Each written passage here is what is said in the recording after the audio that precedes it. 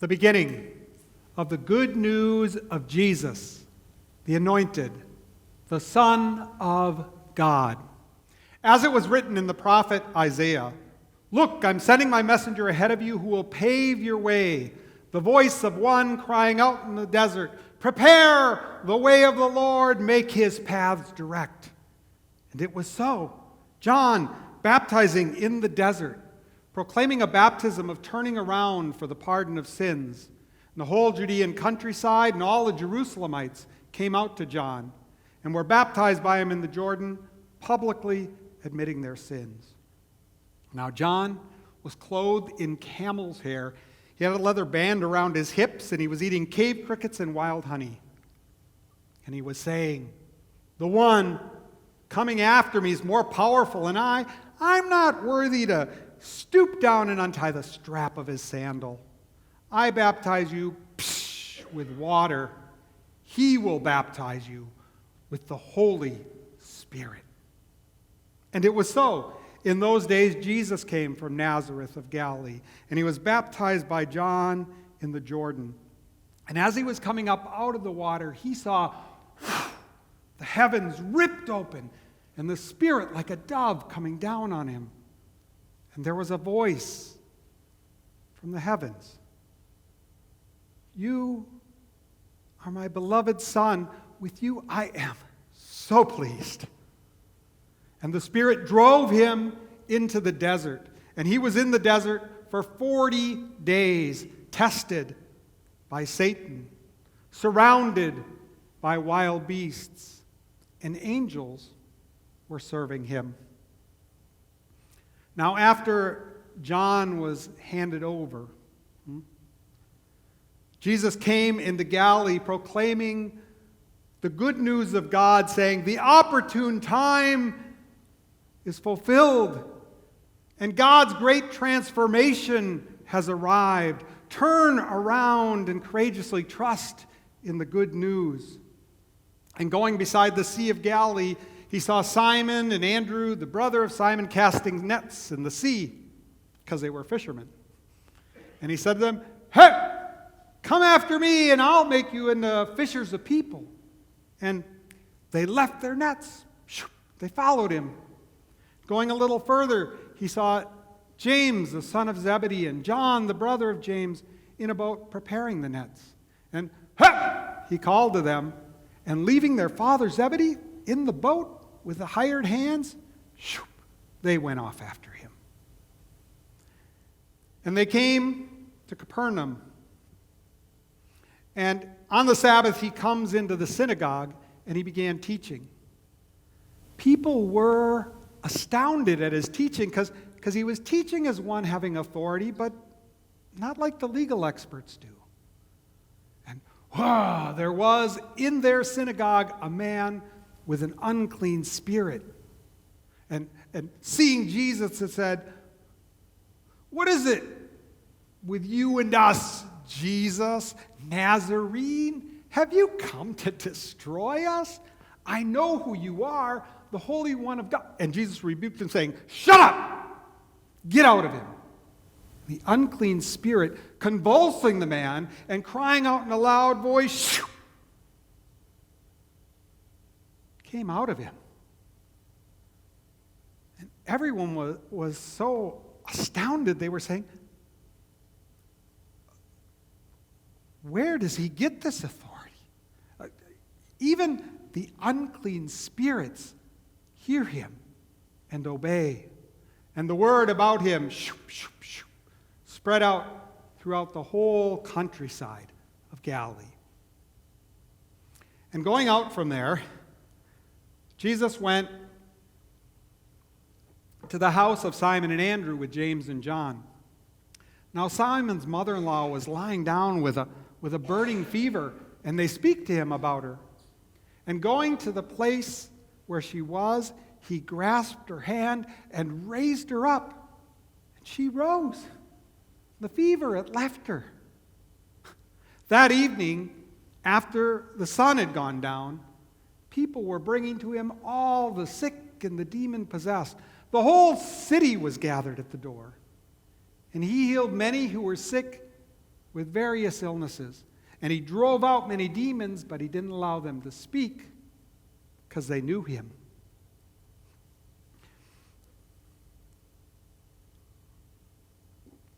And early in the morning, while it was still dark, he arose, went off by himself to a deserted place, and was there praying. And Simon and those with him track him down and find him and say to him, "Everyone's seeking you." And Jesus said, "Let's go to the surrounding villages so that I can proclaim there, because that's what I came out to do." And he went throughout all of Galilee, proclaiming in their synagogues and driving out demons. And a man came who had leprosy. And seeing Jesus, he falls before him and says to him, "If you want to, you can cleanse me." And moved by compassion, Jesus stretched out his hand and he touched him. He said, "I want to be cleansed." And the leprosy left him, and he was made clean. And becoming harsh with him, Jesus drove him out and said to him, "See that you say nothing to anyone at all, but go and show yourself to the priests and offer the sacrifice Moses prescribed as testimony to them."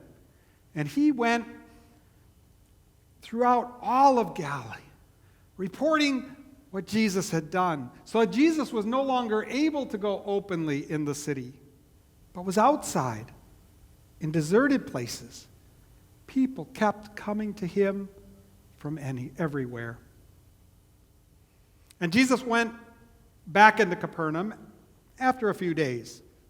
And the report went out that he was in a house. And so many people gathered, there wasn't room, not even places at the door.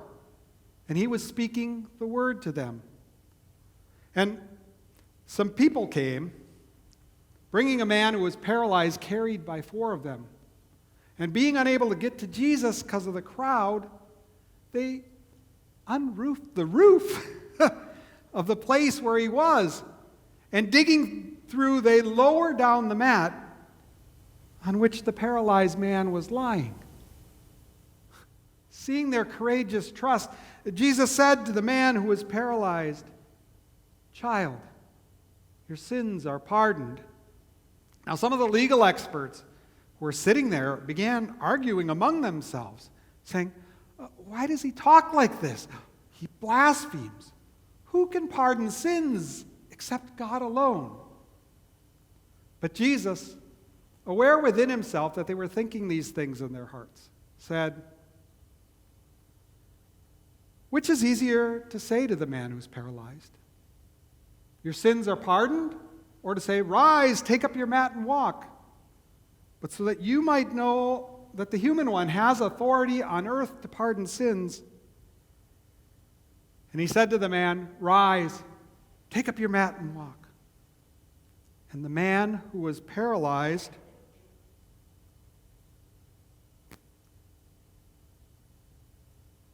rose. And picking up his mat, he walked out in front of them all. And they all glorified God, saying, "We have never seen anything like this." And he went beside the sea, and a large crowd was following him, and he was teaching them. And passing by, he saw Levi, the son of Alphaeus, sitting at a tax booth. And he said to him, "Follow me." And he rose, and he followed him. And so it is, Jesus, reclining to eat in the house of Levi. There were many tax collectors and sinners reclining with Jesus and his disciples because, well, there were many of them, and they were following him. And the legal experts, when they saw that he was eating with tax collectors and sinners, said to him, his disciples, "Why is he eating with tax collectors and sinners?" And Jesus, overhearing it, said, "Those who are well have no need of a healer. Those who are sick do. I came not to call the righteous, but sinners. Now, John's disciples and the Pharisees' disciples were fasting. And some people come and say, why are John's disciples and the Pharisees' disciples fasting, but your disciples aren't fasting? And Jesus says to them, can the attendants of the groom fast while the groom is with him? While the groom's with him, they can't fast. But the day is coming when the groom will be taken from them. On that day, they'll fast. You see, no one takes a piece of unshrunken cloth to patch an old garment. Otherwise, it'll pull from it the old from the new, and the rip gets worse. And no one puts fresh wine into old wineskins. Otherwise, it'll burst the wineskins. And together with the wineskins, the wine is lost. Instead, put fresh wine into new wineskins. And so it was. Jesus was making his way through the grain fields on the Sabbath, and his disciples were making their way plucking heads of grain. The Pharisee said to him, why are your disciples doing what isn't permitted on the Sabbath? And he said to them, haven't you ever read what David did when he had a need? When he and those who were with him were hungry? How he entered into the house of God when Abiathar was the high priest, and he ate some of the consecrated bread, which is not permitted for anyone to eat except the high priests. And he gave some to those who were with him. And he said to them, the Sabbath was made for humans, not humans for the Sabbath. And so the human one is also Lord over the Sabbath.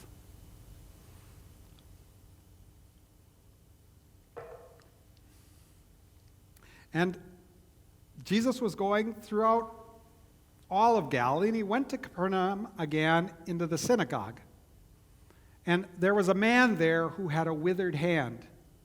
They were watching Jesus closely to see if he would heal him on the Sabbath in order to bring charges against him.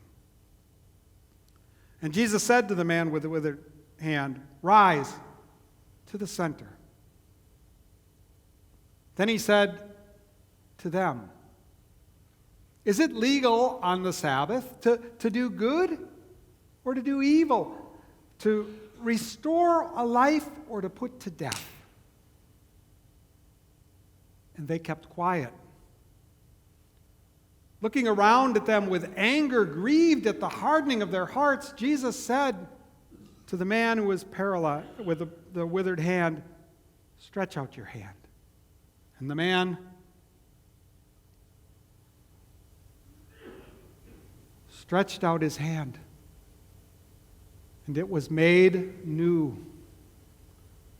And the Pharisees right away went out with the Herodians to plot against Jesus, how they might destroy him.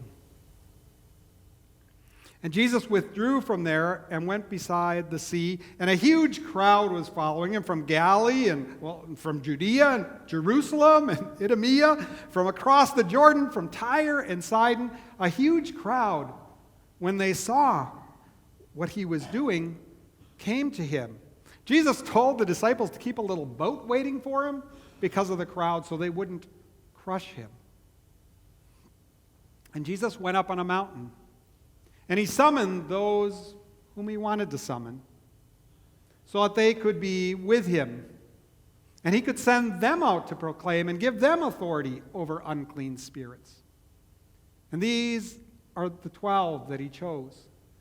Simon, whom he nicknamed Rock, and James, the son of Zebedee, and John, the brother of James, whom he nicknamed Boanerges, that is, sons of thunder, and Andrew, and Philip, and Bartholomew, and Matthew, and Thomas, and James, the son of Levi, and Thaddeus, and Simon the Canaanian, and and Judas Iscariot, who, in fact, would hand him over.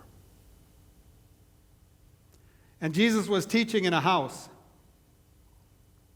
And again, such a crowd came together that they couldn't even eat bread.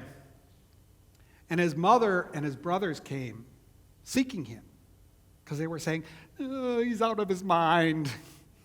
And the legal experts who came down from Jerusalem were saying, no, he's possessed by Beelzebul. He drives out demons by the prince of the demons. And summoning them, Jesus spoke to them in a riddle. How is Satan able to drive out Satan? If a house is divided against itself, that house can't stand. And if a kingdom is divided against itself, that kingdom can't stand. And if Satan really did rise up and is against himself, then he can't stand. But he's already at an end. Yet surely no one can enter into the house of the strong one and plunder his goods unless first he bind the strong one. Then he can plunder his house. And he said to them, I tell you, this is the way it is. Everything will be pardoned the human ones. Their blasphemies and whatever sins they commit. But those won't ever receive a pardon, but are guilty of a sin to eternity who blaspheme against the Holy Spirit. See, because they'd been saying about him, he has an unclean spirit. Now Jesus' mother and his brothers were outside, and they sent word to him. And those seated around Jesus said, Jesus, your mother and your brothers are outside seeking you. And Jesus, looking at those who were with him, said, who is my mother and my brothers? And looking at those seated in a circle around him, he said, here are my mothers and my brothers. Because everyone who does the will of God, they are my brother and my sister and my mother. And Jesus went beside the sea.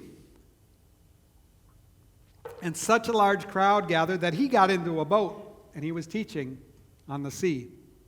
And they were on the land. And he began to teach them many things in riddles. And he was saying, here, look, a sower went out to sow. And it happened in the sowing that some seed fell beside the way, and the birds came and gobbled it up. And other seed fell on rocky ground where there wasn't much soil. And it sprouted immediately because the soil had no depth. And the sun came out, and it was scorched, and it withered. Some seeds fell among the thorn plants, and the thorns grew up and choked it. It was without fruit. And some seed fell on good soil and produced fruit growing 60, 100 per measure. Inconceivable. So, whoever has ears to hear, let them hear. Now, when Jesus was alone with his disciples, those who were with them asked him about the riddle. And he said, to you has been given the secret of the mystery of God. But to those outside, everything comes in riddles. So at looking, they look, they don't see. And listening, they listen, but they don't understand. Otherwise, they might turn and be pardoned. And he said, oh, you don't understand the riddle either? How will you understand the other riddles?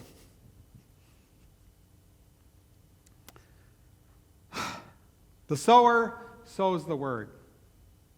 Now there are those beside the way.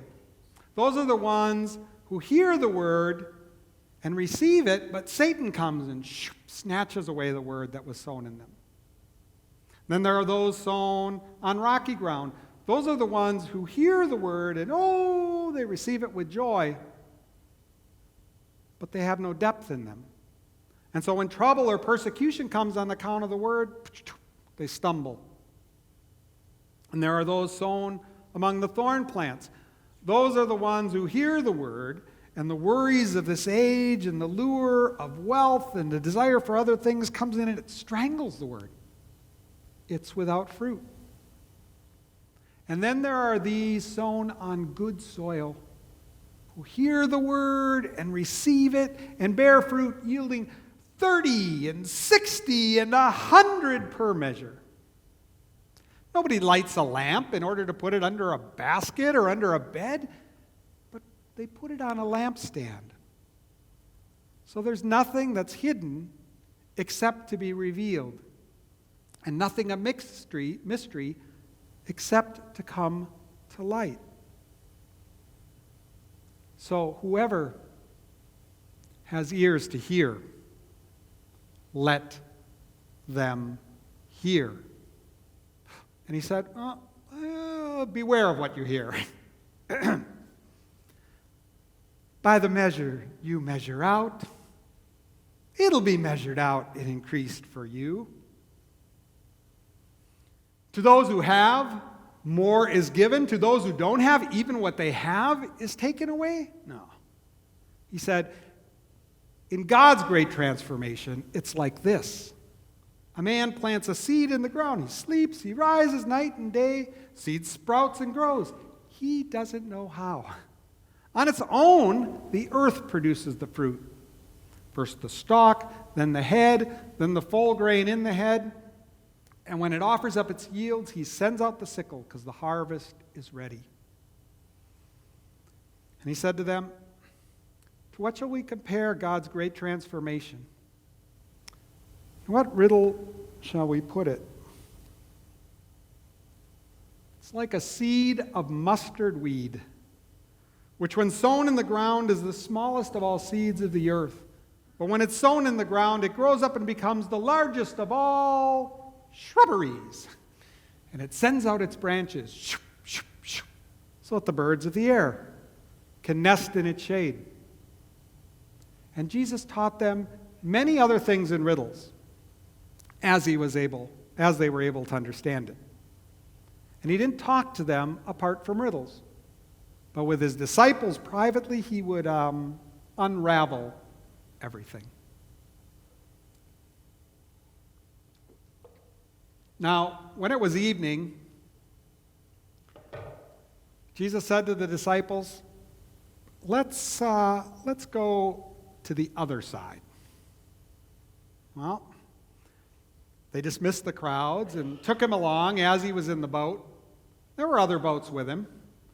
And a sudden squall of wind whipped up, and the waves were bombarding about the boat, and already the boat was filling up. And Jesus was in the stern, sleeping on a cushion. And they rouse him and say to him, Teacher, don't you care that we're about to be destroyed? And rising, Jesus rebuked the wind, and he said to the sea, Silence, just shut up! And there was a great calm. And the wind stopped. Jesus said to them, Why are you such cowards? Don't you have courageous trust yet? And they were perplexed and were saying, Who is this guy that even the wind and the sea obey him? And they came to the other side, to the Gentile territory of the Gerasenes. And as Jesus was getting out of the boat, he was met immediately from the graves by a man who had an unclean spirit, who had his dwelling among the graves.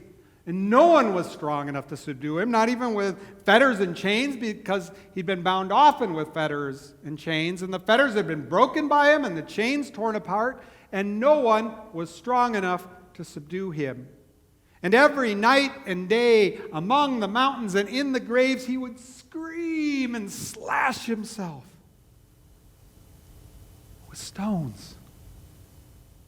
And seeing Jesus from a distance, he ran, bowed down before him, and said, What is it with you and me, Jesus, Son of the Most High God? I'm putting you on oath, my God. Don't torment me.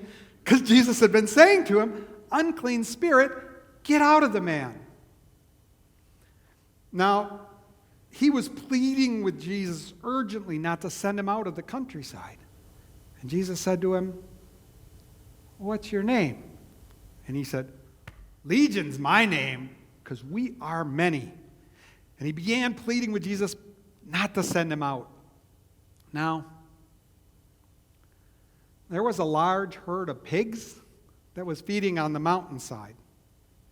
And the unclean spirit pleaded with Jesus, saying, send us into the pigs so that we might enter them.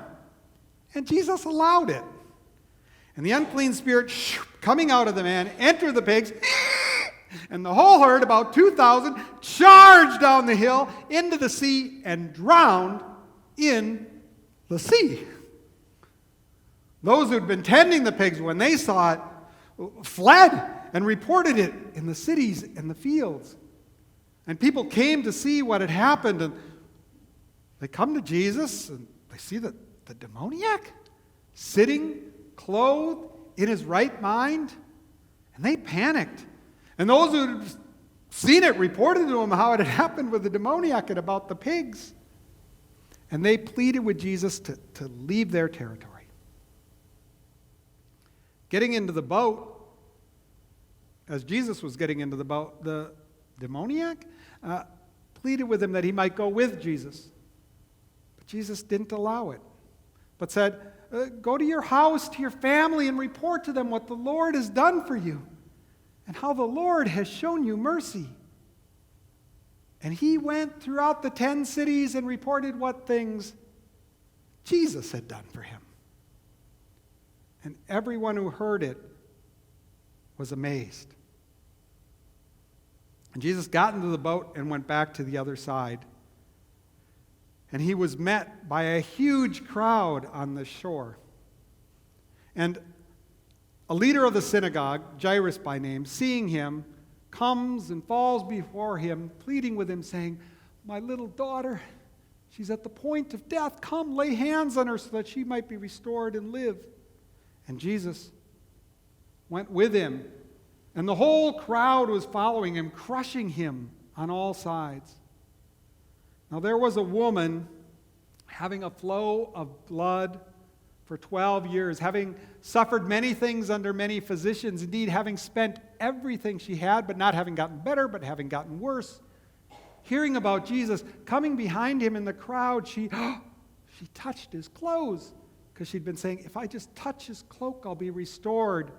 And the source of the bleeding dried up within her, and she knew in her body that she had been healed. Jesus knew within himself that power had gone out of him. So he turned around in the crowd and he said, who touched my clothes? The disciples said, you see the crowd crushing you on all sides, and you're asking who touched you? But Jesus kept looking to see who had done it. And the woman, knowing what had happened to her, trembling and afraid, fell down before him and told him the whole truth. And Jesus said to her, daughter, your courageous trust has restored you. Go off and be free of your affliction. Now, while he says this, some people come from the house of the leader of the synagogue, and they say to him, your daughter, she's died. I want to trouble this teacher any longer. But Jesus, overhearing it, says to him, don't be afraid. Trust courageously. And he wouldn't let anyone go with him except for Rock and James and John. They come to the house of the leader of the synagogue. They see a great commotion, lots of weeping and wailing. And entering the house, he says to them, why this commotion, this weeping and wailing? The child's not dead. She's sleeping. Shh. And they started to taunt him. And driving them out, he took with him the father of the little girl and her mother and those who were with him. And he went to the place where she lay, And grasping her by the hand, he said to her, "Oh, Talitha cum," which means, "Little girl, I say to you, rise." She rose. She started walking around. I mean, she was 12 years old. And they were stunned with great astonishment. Oh, and Jesus told them not to tell anyone, to give the girl something to eat. And he went out from there to his hometown, and his disciples were following him. And on the Sabbath, he went into the synagogue and he was teaching. People were astounded at his teaching, began arguing amongst themselves, saying, "Where does this guy get this? Yeah, and what's the wisdom given to him that such works of power come about through his hands? Isn't this the construction worker? The son of Mary? Aren't his brothers James and Joseph and Judas and Simon? And aren't his sisters here with us?" And he was a stumbling block to them. And Jesus said to them, "A prophet never lacks honor, except in his hometown and in his family and in his household." And he wasn't able to do there even one work of power. Okay, he laid his hands on a few ill people and healed them. And he was astounded at their lack of trust. And he called his disciples and began to send them out 2 by 2. And he was sending them out to proclaim, and he was giving them authority over unclean spirits. And he was saying to them, "Take nothing on the journey except a walking stick only. No bread, no beggar's bag, no coin stashed in your belt. Just strap on sandals and don't take 2 tunics." And he was saying to them, "Whenever you go into a place and they welcome you, remain there until you go out from there. And any place that doesn't welcome you, well, just shake the dust off your feet as testimony against them." And they went out, and they began to proclaim that people should turn around. And they were driving out demons, and they were anointing with oil many ill people and healing them. People were saying, "John the Baptizer has risen from the dead. That's why works of power are coming about through him." Others were saying, No, it's Elijah." And others were saying, "I don't know, a prophet, like one of the prophets." But when Herod heard, he said, "John, the one I beheaded, he was raised?" See, earlier, Herod himself had seized John and bound him in prison on account of Herodias, the wife of Philip, his brother, because Herod had married her. And John kept saying, "It's not legal for you to have the wife of your brother." Now, Herodias wanted him put to death.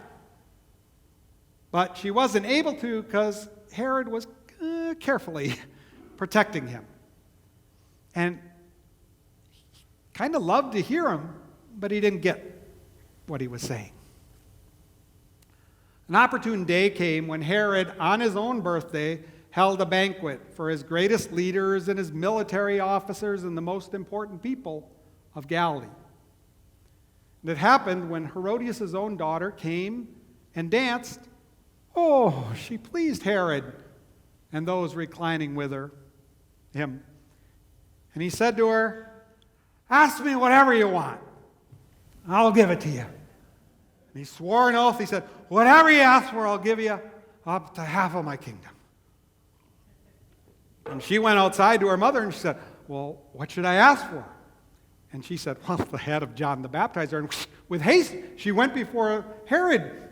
And she said to him, "I want you to give me right now on a plate the head of John the Baptizer." Herod became profoundly sad. But because of the oaths and those reclining with him, didn't want to refuse her. So summoning the executioner, he sent him to the jail to bring John's head. And cutting off his head, he brought it on a plate. Oh, and the little girl, he gave it to the little girl. Oh. And the little girl gave it to her mother. When John's disciples heard, they came, they got the corpse, and they laid him in a grave.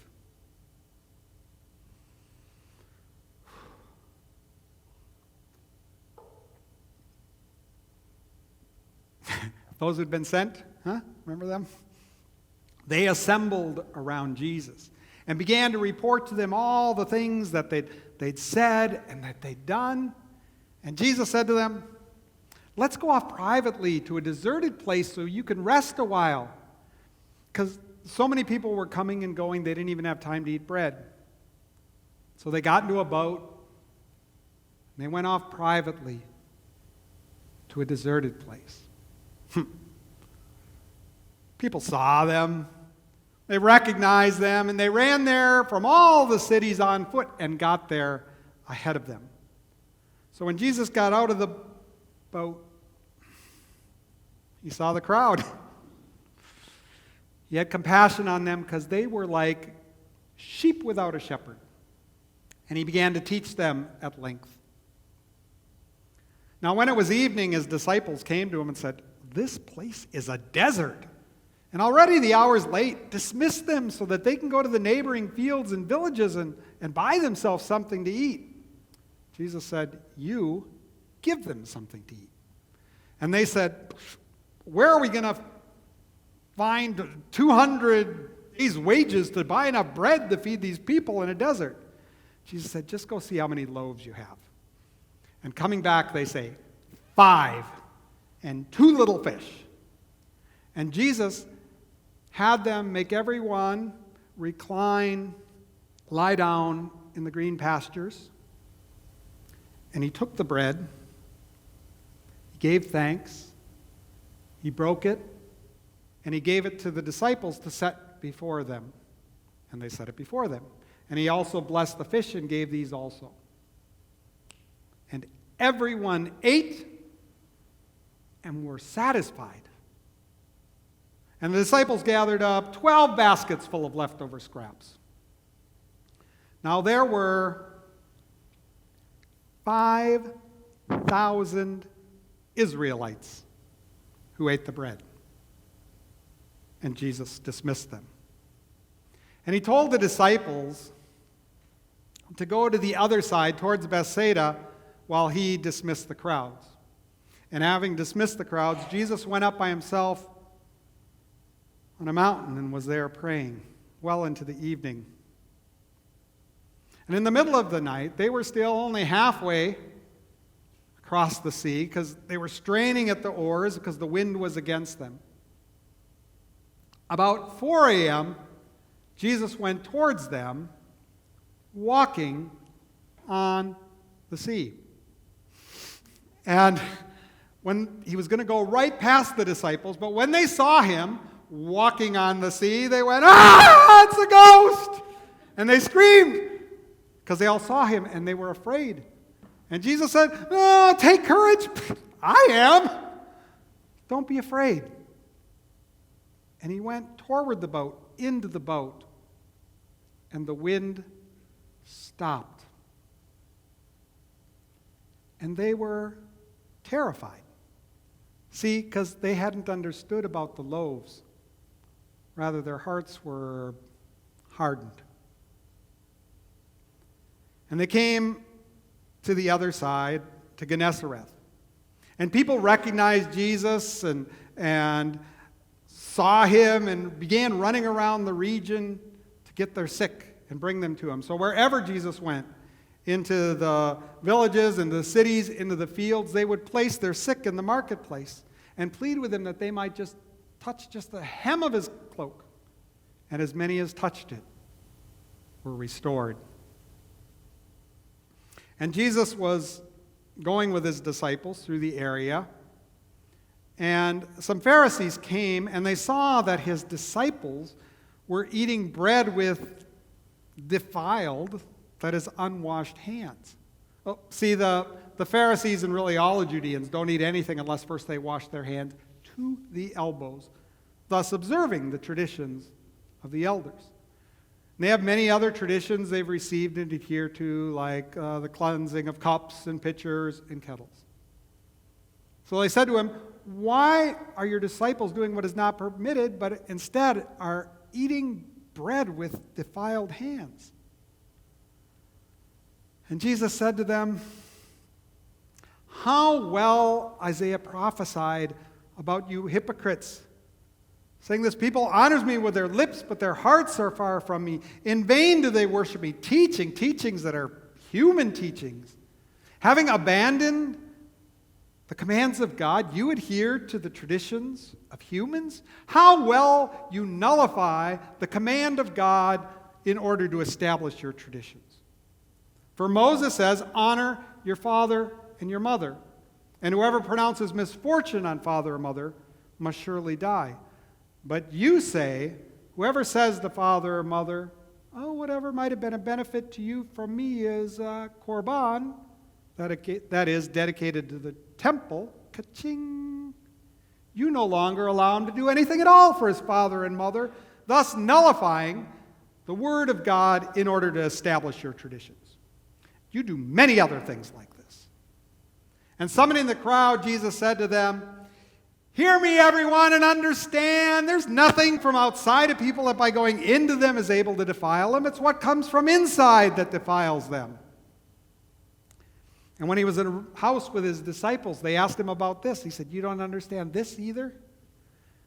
There's nothing from outside a person that by going into them is able to defile them, because it doesn't enter here, but into the stomach, and it goes out in the outhouse." Right there he was declaring all foods clean. He said to them, it's what comes out from people that defiles them. Because from the inside, from the evil hearts of people, come the plots, the sexual immoralities, thefts, murder, adultery, greed, acts of malice, deceit, indecency, desiring eyes, blasphemy, arrogance, senselessness. All these come from inside people and defile them. He went out from there, and he went to the Gentile territory of Tyre. He was in a house. He didn't want anyone to know about him, but he couldn't escape notice. Rather, a woman came to him whose daughter had an unclean spirit, and she fell before him. Now, the woman was a Greek, a Syrophoenician by birth, and she pleaded with Jesus to drive the demon from her daughter. Jesus said, "Let the children be satisfied first. It's not good to take the children's bread and throw it to the dogs." And the woman said to him, "Yes, sir. But even the little dogs under the table get some of the precious children's crumbs." And Jesus said to her,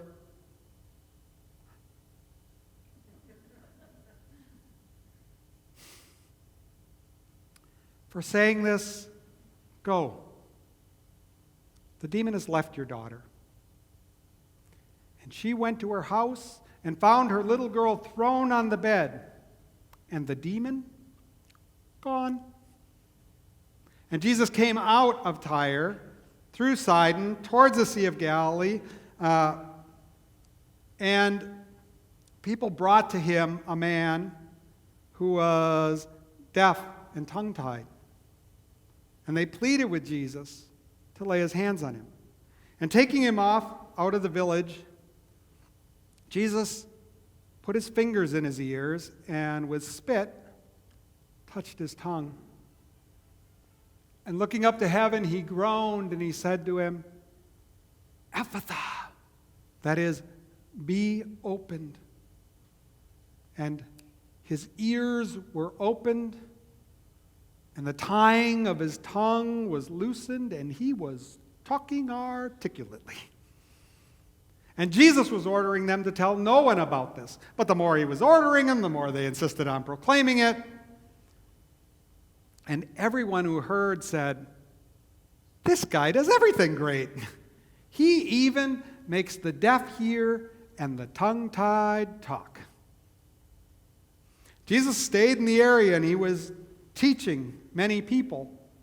And after some days, he said to his disciples, "I have compassion on the crowd because already they've been with me for several days and they don't have anything to eat. And if I send them away empty, they'll become faint on the way. Some of them have come from a distance." And the disciples said, "Yeah, but how could anyone feed this many people with bread in a desert?" And Jesus said, "How many loaves do you have?" And they said, "Oh, 7." And they brought him to him. And they had a couple small fish too, and he blessed them, broke them, and gave them to the disciples. And the disciples set them before the people. Gave the fish too, and they set those before them. And everyone ate and was satisfied. And the disciples gathered up 7 baskets full of leftover scraps. Now there were 4,000 Gentiles who ate the bread. And Jesus dismissed them. And they got into a boat, and they went to the other side, and again a crowd gathered around Jesus, and he was teaching them. And some Pharisees came to him seeking a sign from heaven, testing him. Jesus said to him, "Why does this adulterous generation seek a sign? I tell you, no sign will be given to them." And he got back into the boat. And the disciples were with him, and they forgot to bring bread. And except for 1 loaf, they didn't have any with them. And Jesus began to teach them, saying, "Beware, look out for the leaven of the Pharisees, and the leaven of Herod." And the disciples began arguing amongst themselves, saying, "We don't have any bread." And Jesus said to them, "Are your hearts still hardened? Don't you understand or comprehend yet? Having eyes, don't you see? Having ears, don't you hear? And don't you remember when I broke the 5 loaves for the 5,000? How many baskets full of bread did you take up?" And they say, 12. "And the 7 loaves for the 4,000, how many baskets full of bread?" 7. And he said, "Don't you understand or comprehend yet?"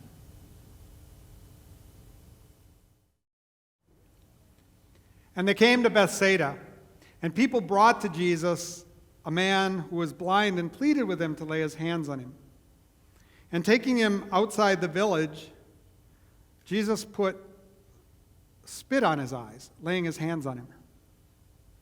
And he said to him, "What do you see?"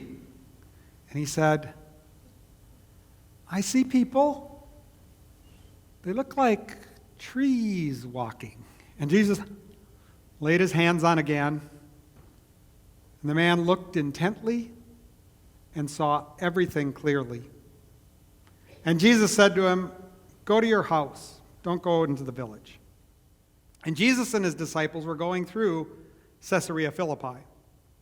And Jesus asked them, "So, who do people say that I am?" And they said, "Well, some people say John the Baptizer, others Elijah, others a prophet, like one of the prophets." And Jesus said to them, "But who do you say that I am?" And Rock said to him, "Well, you're the anointed one." And Jesus rebuked them not to make him known. And he began to tell them that it was inevitable that the human one would be handed over, and the high priests and legal experts and elders would condemn him to death and kill him. And 3 days later he would rise. He was speaking the word plainly. And Rock took him aside and said to him, and began to rebuke him. But Jesus, looking and seeing the others, rebuked Rock and said to him, "Get behind me, Satan, because you're not thinking in God's way, but in human ways." And summoning the disciples, he began to say to them, "If anyone wants to follow after me, let them take up their cross and follow me. Because all who seek to save their lives will lose it. But all who lose their lives for me and for the good news will save it." Because what does it profit a people to gain the whole world and forfeit their lives? Because what would people give in exchange for their lives? Because all who are ashamed of me in this adulterous and sinful age, of them also the human one will be ashamed when he comes in the glory of his Father with the holy angels.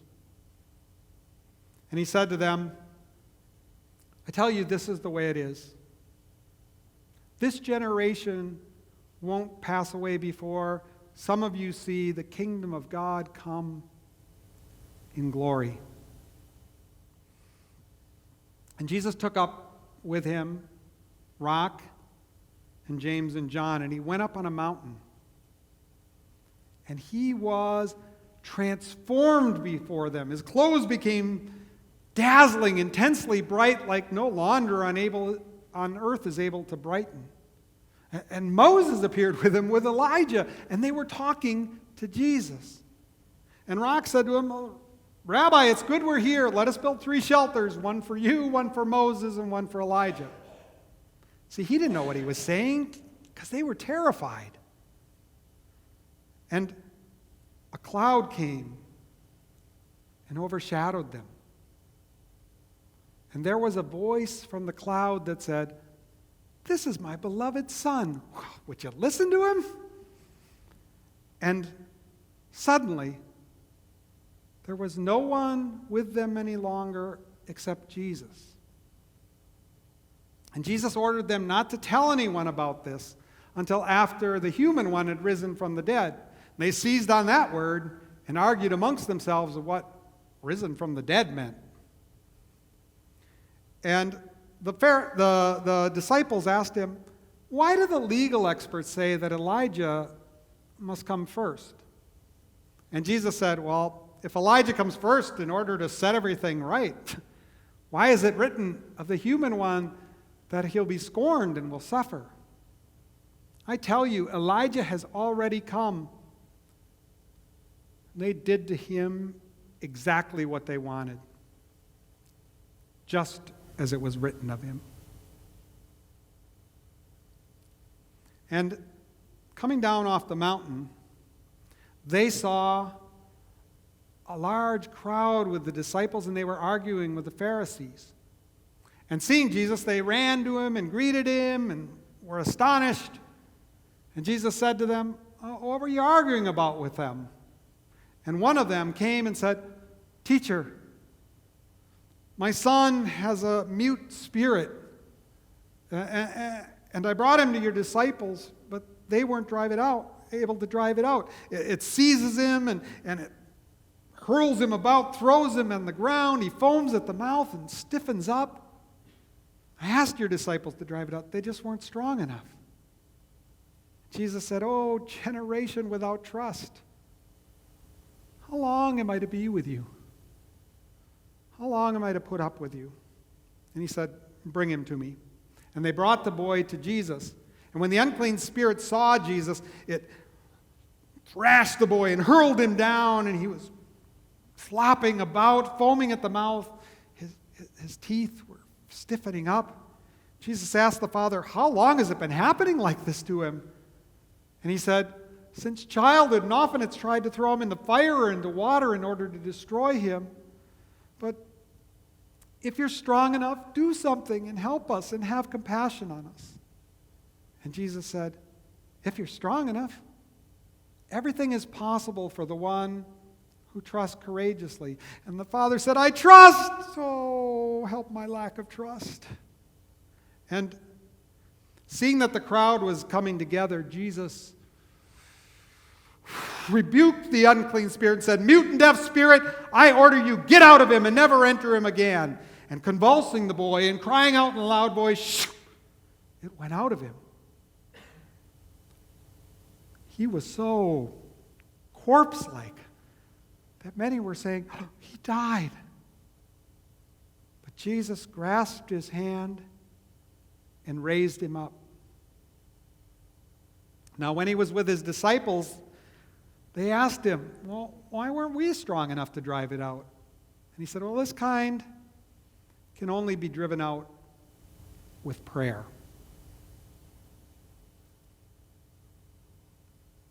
And Jesus was going through Galilee, and he didn't want anyone to know it because he was teaching his disciples. And he was saying to them, the human one will be handed over into human hands. They will put him to death, and 3 days later, he will rise. They didn't understand what he was saying, and they were afraid to ask him. Well, when they got into the house in Capernaum, Jesus asked them, "So, what were you discussing on the way?" They kept quiet because on the way they'd been discussing which of them was the greatest. And Jesus said to them, "Whoever wants to be great among you must be your servant." And taking a little toddler, he held her in his arms, and he said, "Whoever receives one such child in my name receives me. And whoever receives me receives not me, but the one who sent me." And John said to him, "Oh, teacher, we saw someone driving out demons in your name, and we tried to stop him because he's not following us." And Jesus said, "Don't stop him, because there's no one who can do a work of power in my name and soon after pronounce misfortune on me. Because all who aren't against us are for us. Because all who offer you a cup of water because you're under the name, they definitely won't lose their reward. But I tell you, this is the way it is. Whoever causes one of these little ones who trust to stumble, it would be better for you if a large millstone were tied around your neck and you were thrown into the sea. If your hand causes you sin, cut it off. It's better for you to enter into life maimed than with 2 hands to be thrown into Gehenna to the unquenchable fire. If your foot causes you sin, cut it off. It's better for you to enter into life lame than with 2 feet to be dumped into Gehenna. If your eye causes you sin, pluck it out. It's better for you to enter into God's great transformation with 1 eye than with 2 eyes to be dumped into Gehenna where the maggot doesn't die and the fire isn't quenched. Everyone will be salted with fire. Salt is good, but if salt loses its ability to preserve, who can restore it? So have salt among yourselves. Be at peace with one another. And Jesus went to the other side of the Jordan, and a huge crowd gathered around him, and he was teaching him. And some Pharisees came and asked him, "Teacher, is it legal for a man to divorce his wife?" And Jesus said to him, "Well, what did Moses teach you?" And they said, "Moses allowed him to write a certificate of divorce and dismiss her." And Jesus said, "Because of your hard hearts, he allowed this. But from the beginning of creation, God made them male and female. And for this reason, a man shall leave his father and mother and be joined to his wife, so the two are no longer one, are no longer two, but rather one flesh. So what God has joined together, no human being should separate." Now when he was in the house with his disciples, they asked him about this. And he said to him, "Any man who divorces his wife in order to marry another commits adultery against her. And if a woman divorces her husband to marry another, she commits adultery. Now, people were bringing little children to Jesus so that he might bless them. And the disciples rebuked them. But when Jesus saw this, he got angry and he said, "Let the children come to me, don't stop them." Because God's great transformation belongs to people like these. I tell you, this is the way it is. Whoever doesn't enter into God's great transformation like a little child definitely won't enter it. And he took the children in his arms and he was laying his hands on them and he was blessing them all. And as Jesus got out and set out for Jerusalem on the way, a man came, fell down before him, and said, "Good teacher, what must I do to inherit eternal life?" Jesus said to him, "Why do you call me good? No one is good except God alone." And he said, "You know the commandments. You shall do not murder, do not commit adultery, do not steal, do not defraud, do not testify falsely, honor your father and mother." And he said, "All of these I've kept from my youth." And Jesus looked at him intensely, loved him, and said, "Great, you lack only one thing. Go and sell everything you have, give to the poor, and then come follow me." He went away sad because he had a lot of property. Jesus said to him, "How hard it is for those with wealth to enter into God's great transformation." And the disciples were astounded. And he said to them again, "Children, how hard it is to enter into God's great transformation. It's easier for a camel to pass through an eye of a needle than for a person with wealth to enter into God's transformation." They were astounded and said, "Well, then who can be saved?" And he said, "For humans it's impossible, but not for God. With God, all things are possible."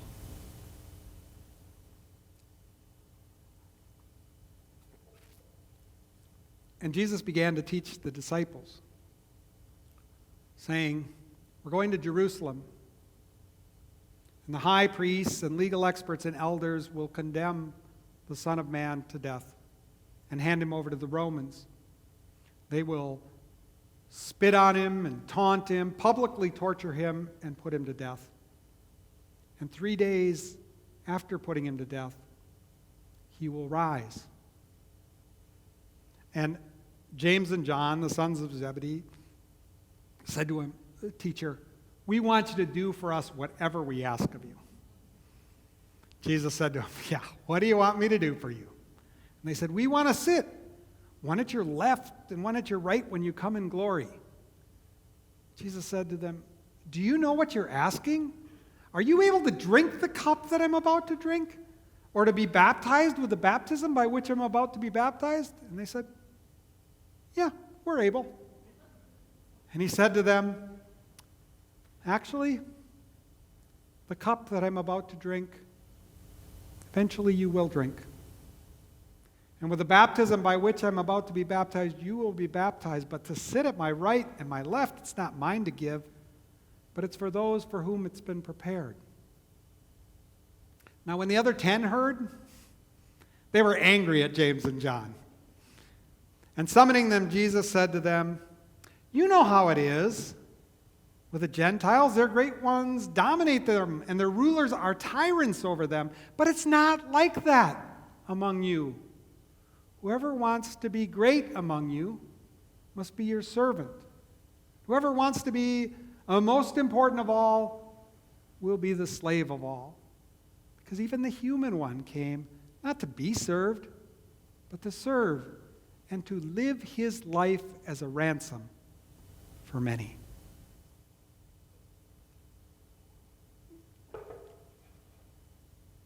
They came out of there, went to Jericho, and as they were coming out from Jericho, he was followed by his disciples and a large crowd.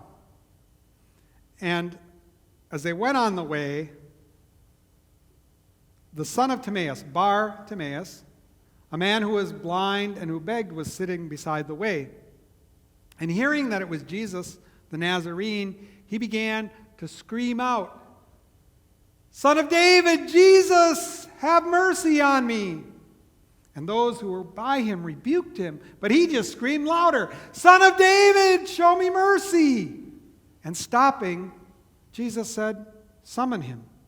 And those who were by him said, "Take courage, rise, he's summoning you." And getting up, he threw off his cloak and he went to Jesus. Jesus said to him, "Well, what do you want me to do for you?" He said, "Rabboni, for me to see."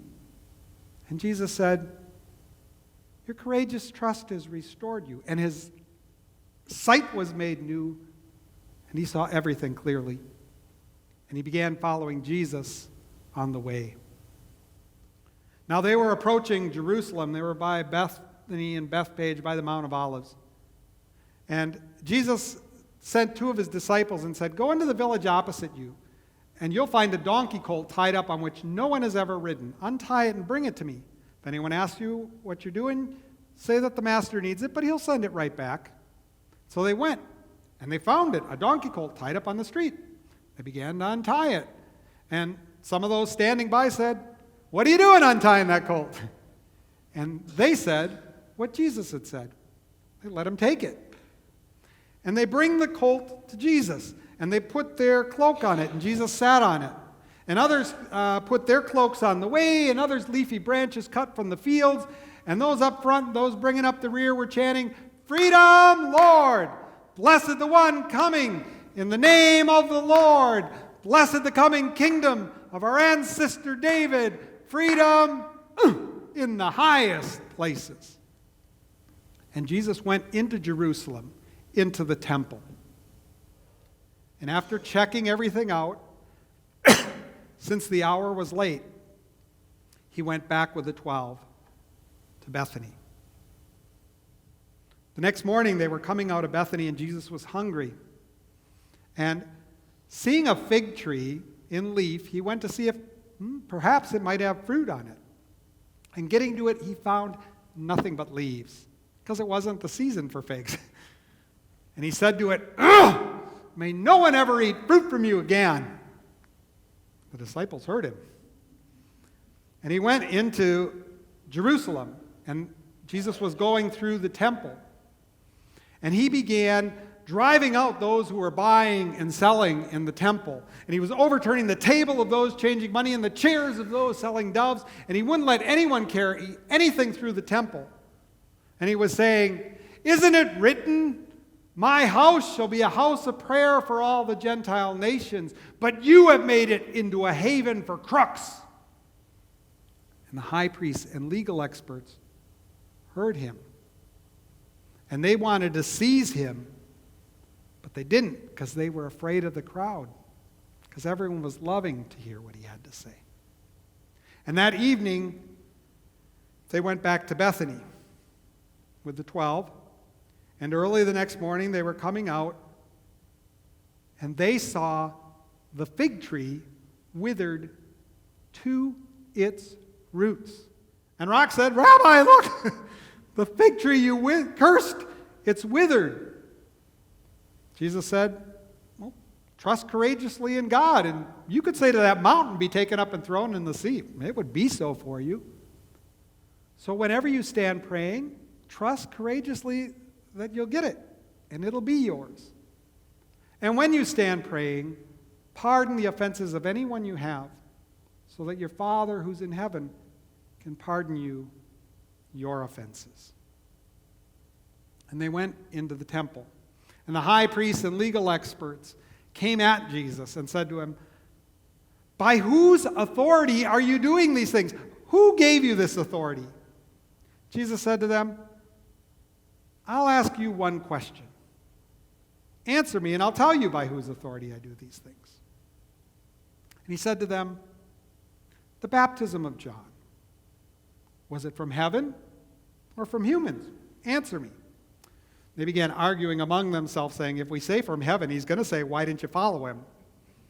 And if we say from humans," see, they were afraid of the crowd, because they all held that John really was a prophet. And so they said to him, "We don't know." He said, "Well, then neither am I telling you by whose authority I do these things." And he began to speak to them in a riddle.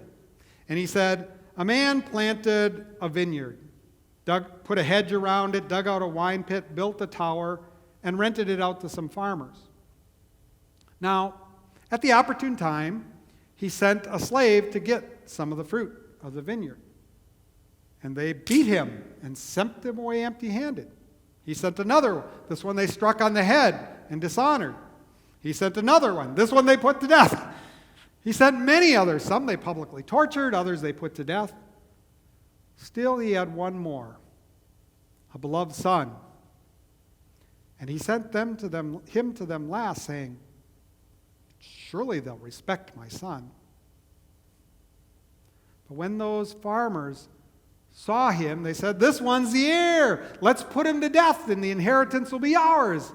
And they beat him, put him to death, and threw him out of the vineyard. So what will the Lord of the vineyard do to those evil farmers? He'll destroy them and give the vineyard to somebody else. As it's written, the stone that the builders rejected will become the chief cornerstone. This is astonishing in our eyes, and it comes from the Lord." And they wanted to seize him, but they didn't, because the crowd all knew that he had told the riddle against them. And so they went away. And they sent some Herodians and some Pharisees to catch him in his words. And they said to him, "Teacher, we know you don't look to human responses, but truthfully teach the word of God without deferring to humans. So, is it legal to pay the tax to the emperor or not? Should we give or not give?" Jesus said, "Why are you testing me? Bring me a coin so that I can see it." And they bring him one. Jesus said, "Whose graven image is that? And God and Father of the nation, whose inscription is that?" And they said, "The emperor's." And Jesus said, "Give back to the emperor the things that are the emperor's, but give back to God the things that are God." And they were astonished. And some Sadducees came to test him. They're the ones who don't believe in the resurrection of the dead. And they said to him, "Teacher, Moses said that if a man takes a wife and dies before leaving a descendant, his brother should marry her, have a descendant for his brother by her. Now, there were 7 brothers. The first took a wife, and he died without leaving behind a descendant. The second did likewise. The third took the wife, and he died. All 7 died, no descendant. Last of all, the woman died. So, in the resurrection of the dead, whose wife will she be? Because the 7 all had her as a wife." And Jesus said, "You are so misled because of this. You know neither the Scriptures nor the power of God. When the dead do rise, they're neither married or given in marriage. They're like the angels in heaven. And as for the dead that they do rise, haven't you ever read in the scroll of Moses, in the passage about the bush, how God said, 'I am the God of Abraham, the God of Isaac, and the God of Jacob.' God is not a God of dead people, but of living people. You are so misled." And a legal expert approached, heard them arguing, saw how well Jesus answered, and he said to him, "Teacher, what's the most important commandment of all?" And Jesus said, "The most important is this: Hear, O Israel, the Lord is the only Lord. And you shall love the Lord your God with your whole heart, with your whole life, your whole intelligence, your whole strength. And the second is this: you shall love your neighbor as yourself. There is no commandment greater than these.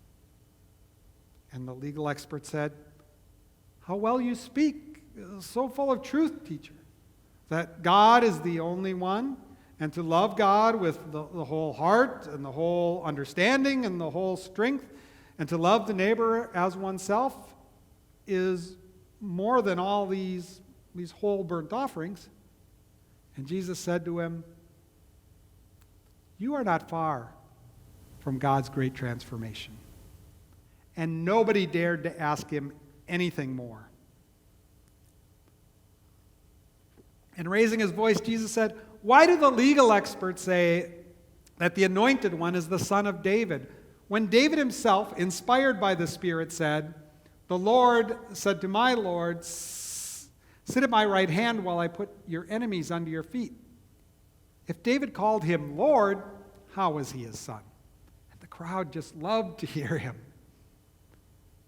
And he said to them, look out for the legal experts. You know the ones who go around in long flowing robes and who like to be greeted with respect in the marketplace and who have the desire for the best seats in the synagogue and the most important places in banquets. The ones who devour the houses of widows and for appearance sake offer long prayers. Theirs will be the harshest judgment. And Jesus was sitting opposite the treasury, and he was watching people put in large amounts. And those who were wealthy were putting in a lot. And a woman came, a widow, and she put in 2 small copper coins. Dink, dink. And summoning the disciples, Jesus said to them, I tell you, this is the way it is. This widow put in more than all the rest, because everyone else put in out of their surplus. But this widow put in everything she had, her whole living. And as they were coming out of the temple, one of his disciples said to him, what stones? What buildings? And Jesus said to him, you see these great buildings? Not a stone will be left upon a stone here that won't be torn down. And when they were sitting on the Mount of Olives opposite the temple, Rock and James and John and Andrew said to him, when will this be? What will be the sign that this is about to take place? Jesus said to them, look out that no one leads you astray. Many will come in my name, saying I am, and then lead many astray. When you hear of battles and reports of battles, don't panic. It's not yet the end. Nation will rise against nation, kingdom against kingdom. There'll be earthquakes in many places. There'll be famine. These are just the beginning of the birth pangs. But as for yourselves, look out. For you will be beaten in the synagogues, and they will haul you before governors and kings on account of me as testimony to them, as the good news must first be proclaimed to all the Gentile nations. And when they seize you and hand you over, don't worry ahead of time about what you will say, but say whatever's given to you in the moment, because it won't be you speaking, but the Holy Spirit. A brother will hand his brother over to death. A father, his child. Children will rise up and put their parents to death. And everyone will hate you because of me. But the ones who endure to the end will be saved. Now, when you see the idol of the oppressor set up where it definitely ought not stand, let the reader understand this. Then those who are in Judea are to flee to the mountains, and the ones on the rooftop are to go without going in to get anything, and those in the fields without going back to get their coat. How awful it will be in those days for those pregnant or nursing children. Pray that it not be in winter. Because in that time, there will be an oppression, the like of which hasn't happened since the beginning of creation that God created until now, and definitely won't happen again. If God hadn't cut short the days, no one would be saved. But for the sake of the chosen, whom God has chosen, God cut short the days. But watch out. False anointed ones and prophets will rise and produce signs and omens to, if possible, lead astray the chosen ones. Watch out. I'm telling you everything in advance. And after that time, after that oppression, the sun will be darkened, and the moon will cease to give its light, and the stars will fall from the heavens, and the powers of the heavens will be shaken. Then they will see the human one coming on the clouds with great power and glory, and he'll send out his angels and gather the elect from the four winds, from the ends of heaven to the ends of the earth. From the fig tree learn the lesson. When its shoots are tender and it puts forth leaves, you know that summer's near. So also when you see these things taking place, know that it's near at the very gate. I tell you, this is the way it is. This generation will not pass away before these things take place. Heaven and earth will pass away, but my word will not pass away. But about that day or hour, nobody knows, not the angels in heaven, not the Son, only the Father. So stay awake, because you don't know when the opportune time will be. It's like a man who goes off on a journey, and he gives his slaves authority, each to their own task. And to the doorkeeper, he says, keep watch. So keep watch, because you don't know when the opportune time will be for the master to return. If it'll be in the evening, or at midnight, or at rooster's crow, or dawn. Otherwise, he might find you asleep when he comes. And what I say to you, I say to all, keep watch. Now, it was 2 days before the festival of unleavened bread and the Passover. And the legal experts were saying, we're wanting to seize Jesus, but they were saying, now, not during the festival, or there'll be a riot of the people. And Jesus was in Bethany, reclining to eat at the house of Simon the leper. And a woman came to him, carrying an alabaster flask of pure nard ointment, luxurious. And breaking open the flask, she began to pour it on the head of Jesus. Now, some of those who were standing there got angry and said, oh, this oil could have been sold for 300 days' wages and the money given to the poor. And they were harsh with her. And Jesus said to them, why are you tormenting her? Leave her be. Look, if you're my disciples, the poor you'll always have with you. You can do good by them whenever you want. But you won't always have me. She has done what she was able to do. She's anointed my body ahead of time for burial. I tell you, this is the way it is. Wherever the good news is proclaimed in all the world, what she has done will be told in memory of her. And Judas Iscariot, one of the 12, went over to the high priests and promised to hand him over. They rejoiced and promised to give him silver, and he began looking for an opportune time to hand him over. Now, on the festival, the first day of the festival of the unleavened breads, when it's customary to slaughter the Passover lamb, the disciples came to him and said, where do you want us to go and prepare for you to eat the Passover meal? And he said, go into the city, and you'll find a man carrying a jar of water. Follow him, and where he enters, you say to the master of the house, the teacher says, where is the guest room where I am to eat the Passover with my disciples? And he'll bring you to a large room ready and furnished. Prepare for us there. And they went, and they found everything just as he had said. and they prepared for the Passover meal. And Jesus and his disciples come, and they began to eat. And as they were eating, he said to them, "One of you will renounce me." They all began to say, "Well, surely not I." And he said, "One of the 12, one dipping bread with me in the same bowl. How awful it is for the one who hands the human one over. Yes, he goes just as it's written about him, but it would be better for that one to have never been born."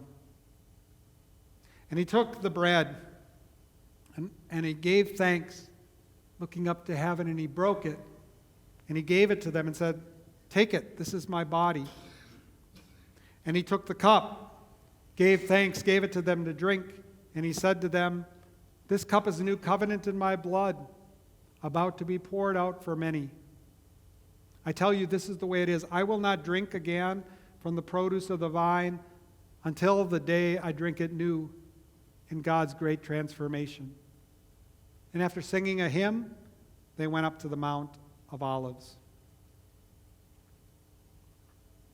Jesus said to them, "I tell you, this is the way it is, as you will all renounce me."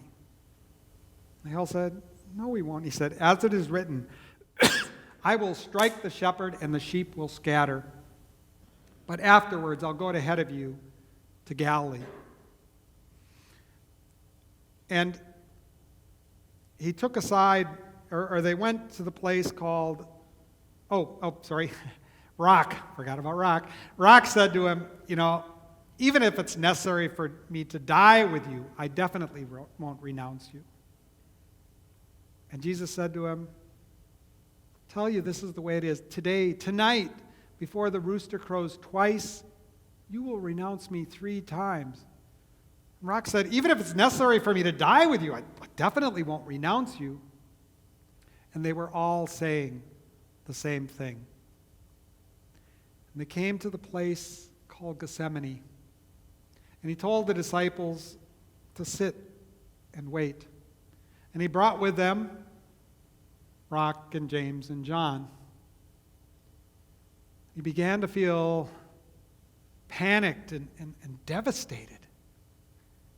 And he said to them, "My heart is profoundly sad. I'm dying here. Stay here and pray." And he went off a little further and he began to pray to God that this hour might pass from him. And he was saying, "Abba, Father, take this cup from me. But not what I want, but what you want." And he went back and he found them sleeping. And he said to Rock, "Simon, weren't you able to stay awake a single hour? All of you stay awake and pray that you don't come to a testing." The spirit's willing, but the flesh is weak. And going off, he prayed the same prayer again. And coming back, he found them sleeping. And they didn't know what to say because their eyes were heavy. And going off a third time, he comes back and he found them sleeping. And he said, "Are you going to sleep through and keep resting? I get it. It's over.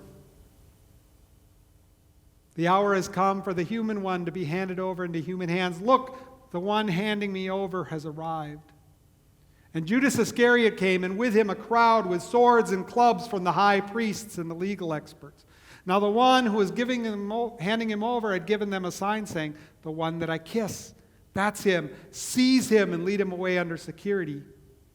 And approaching Jesus, he kissed him, said, "Rabboni." And they seized Jesus, putting their hands on him. And one of those standing by took out a sword, struck at the slave of the high priest, and cut off a little piece of his ear. In answering, Jesus said, "Have you come out with swords and clubs against me as against a terrorist? Day after day I was among you in the temple teaching, and you didn't seize me, but so that the scriptures might be fulfilled." And the disciples, they all fled. And there was a young man, a lad, wearing nothing but a linen cloth around his naked body. And they seized him, and leaving the linen cloth behind, he fled naked. They brought him to the inner courtyard of the high priest, and the council and the legal experts and the elders all assembled. And Rock followed him into the courtyard from a distance, and he was warming himself among the soldiers by the firelight. Now, the high priest, the legal experts, and the elders were seeking testimony against him in order to put him to death. But they weren't able to, because many people were testifying falsely against him, but their testimony didn't agree. Some said, I myself heard him say, I will tear down this temple made with human hands and build another not made by human hands. But even on this point, their testimony didn't agree. And the high priest said to Jesus, aren't you answering anything at all? Look at the charges they're bringing against you. But Jesus didn't answer anything at all. And the high priest said to him, are you the anointed one, the Son of the Blessed One? And Jesus said, I am. You will all see the human one seated on the right hand and coming on the clouds with glory. And the high priest tore his robes and said, what further need have we for witnesses? You yourselves heard the blasphemy. How does it appear to you? And they all condemned him to be deserving of death. And they began to beat him and spit on him. They covered his eyes and they struck him. Prophesy who struck you.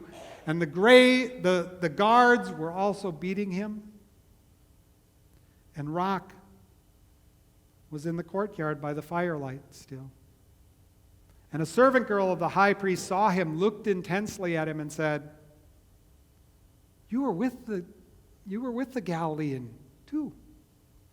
And Rock said, I don't know or understand what you're talking about. And he went outside the courtyard by the gate. And a little while later, she came again, and she looked at him, and she said to those standing around, this man was one of them. He said, I don't know what you're talking about. And a little later, and the rooster crowed. And a little later, those who were standing by said, come on, you're one of them? You're a Galilean too. And the rooster crowed again for the second time. He remembered the saying, how Jesus had said to him, before the rooster crows twice, you will renounce me 3 times. And lurching off, he wept bitterly. And early in the morning, the high priest, the legal experts, and the whole council assemble. They bind Jesus, lead him off, and hand him over to Pilate. Pilate said to him, so you're the king of the Judeans? And Jesus said, you say so. Now, the high priests were bringing many charges against him. So Pilate said to him, aren't you answering anything at all? Look at the charges they're bringing against you. But Jesus no longer answered anything at all, with the result that Pilate was amazed. Now, at festivals, it was Pilate's custom to release for them one prisoner whom they wanted. And the one called Barabbas was bound in prison with a terrorist who had committed murder in their terrorism. And they came forward and asked Pilate to do as was his custom for them. And he said, don't you want me to release for you the king of the Judeans? See, because he knew the high priest had handed him over out of envy. But the high priests had stirred up the crowd to instead ask for Barabbas. So Pilate said, well, then what do you want me to do with the one you call king of the Judeans? And they screamed, "Crucify him!" And he said, "Why? What evil has he done?" And they screamed even louder, "Crucify him!" And wishing to do the satisfactory thing for the crowd, he released Barabbas to them. And after having Jesus publicly tortured, he sentenced him to death. And the soldiers brought Jesus into the inner courtyard, and they called together the entire cohort, 480 soldiers. And they put a purple cloak on Jesus, and weaving thorn branches into a crown, they stick it on his head. They were bowing down, "Hail, King of the Judeans," and beating him on the head with a reed staff and spitting on him and bowing down in homage to him. When they had finished taunting him, they took the purple cloak off of him, put his own clothes back on him, and led him out to be crucified. And the soldiers drafted a man who was coming in from the fields, Simon the Cyrenian, the father of Alexander and Rufus, to take up the cross. And they hauled Jesus to the place called Golgotha, that is, place of the skull. And they tried to give him wine drugged with myrrh, but he wouldn't take it. And they crucified him. And those who were standing by were casting lots, dividing up his clothing. Who could get what? It was 9 o'clock in the morning when they crucified him, and the inscription of the charge against him was inscribed, "King of the Judeans." And they crucified 2 terrorists with him, one at his left and the other at his right. And those who were passing by were wagging their heads and saying, "Ha! This is the one who's going to tear down the temple and build it up in 3 days. Well, then come down off the cross and save yourself." And in the same way, the high priests and legal experts were taunting him, saying, "Oh, he saved others, but he can't save himself. Let the Anointed One, the King of Israel, come down off the cross so that we might see and trust in him." And even those crucified with him were taunting him. At 12 o'clock, darkness came over the whole land, and it was dark until 3. And at 3 o'clock, Jesus cried out with a loud voice, "Eloi, Eloi, lama sabachthani," which means, my God, why have you abandoned me?" And some of those standing by said, "Look, he's calling for Elijah." And one of them got a reed staff, put a sponge on it soaked in cheap wine, and offered it to him, saying, "Leave him alone. We'll see if Elijah comes to take him down." And Jesus let out a loud cry and died. The curtain of the temple was torn in two from the top to the bottom. Now, when the executioner who stood opposite Jesus saw how he had died, he said, "Truly this man was a Son of God." Now there were also some women watching from a distance. There was Mary Magdalene and Mary the mother of James and of Joseph, and also Salome, all who had served with him in Galilee and come up with him from there. And there were many other women who had come up to Jerusalem with him. Now, it was the day of preparation, that is the day before the Sabbath, and Joseph of Arimathea, a respected member of the council who was himself expecting God's great transformation, coming and taking courage, asked Pilate for the body of Jesus. Now, Pilate was surprised that he was dead already, and summoning the executioner and finding out from him, he granted the corpse to Joseph. And buying a linen cloth, taking him down and wrapping him in the linen cloth, he laid him in a grave that was hewn out of rock. And he rolled a stone away in front of the door of the grave. And Mary Magdalene and Mary, the mother of James, saw where he was placed. And very early in the morning, on the first day after the Sabbath, Mary Magdalene, Mary the mother of James, and Salome went and got aromatic oil so that they could anoint the body of Jesus. And very early in the morning, before the sun had risen, they were coming to the tomb, the grave, and they were saying to each other, "Who will roll the stone away from the door of the grave for us?" And looking up, they saw that the stone had already been rolled away, and it was huge. And entering into the grave, they saw a young lad dressed in white, seated on the right hand, and they panicked. And he said to them, "Don't panic. You're seeking Jesus, the Nazarene, who was crucified. He's risen. He's not here. But go and tell the others, even Rock, he's going ahead of you to Galilee. There you will see him, just like he promised." And the women fled from the tomb, for terror and amazement had seized them, and they said nothing to anyone at all. They were afraid because